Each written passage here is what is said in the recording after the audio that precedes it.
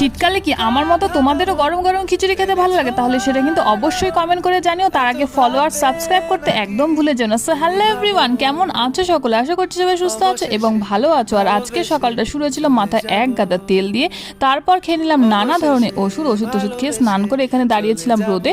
শীতকালে এই রোদটা পাতে কতই না ভালো লাগে, কিন্তু গরমকালে যত দূর সম্ভব আমরা এই রোদ থেকে পালিয়ে যাই। তারপর চলে এসেছিল বানর মহারাজ, এসে জানি না কি করছিল ওখানে বসে।